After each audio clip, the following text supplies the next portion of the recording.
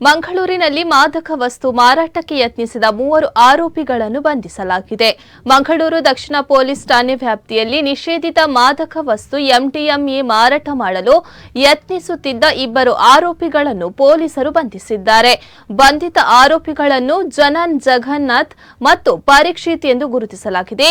ಗೂಡುಶೆಡ್ಡೆ ಪ್ರದೇಶದಲ್ಲಿ ಸಾರ್ವಜನಿಕರಿಗೆ ಎಂಡಿಎಂಎ ಮಾರಾಟ ಮಾಡಲು ಯತ್ನಿಸುತ್ತಿದ್ದಾರೆ ಎಂಬ ಖಚಿತ ಮಾಹಿತಿಯ ಮೇರೆಗೆ ಮಂಗಳೂರು ದಕ್ಷಿಣ ಪೊಲೀಸ್ ಠಾಣೆಯ ಅಧಿಕಾರಿಗಳು ಹಾಗೂ ಸಿಬ್ಬಂದಿ ದಾಳಿ ನಡೆಸಿದ್ದಾರೆ. ಕಾರ್ಯಾಚರಣೆಯಲ್ಲಿ ಆರೋಪಿಗಳಿಂದ 11.68 ಗ್ರಾಂ ಎಂಡಿಎಂಎ, 1110 ನಗದು, 3 ಮೊಬೈಲ್ ಫೋನ್ಗಳು ಹಾಗೂ 1 ತೂಕ ಮಾಪಕ ಯಂತ್ರವನ್ನು ವಶಪಡಿಸಿಕೊಳ್ಳಲಾಗಿದೆ. ಈ ಸಂಬಂಧ ಮಂಗಳೂರು ದಕ್ಷಿಣ ಪೊಲೀಸ್ ಠಾಣೆಯಲ್ಲಿ ಎನ್ಡಿಪಿಎಸ್ ಕಾಯ್ದೆಯಡಿ ಪ್ರಕರಣ ದಾಖಲಾಗಿದ್ದು, ಆರೋಪಿಗಳನ್ನು ನ್ಯಾಯಾಲಯಕ್ಕೆ ಹಾಜರುಪಡಿಸಿ ಹೆಚ್ಚಿನ ತನಿಖೆಗಾಗಿ ಪೊಲೀಸ್ ಕಸ್ಟಡಿಗೆ ಪಡೆಯಲಾಗಿದೆ.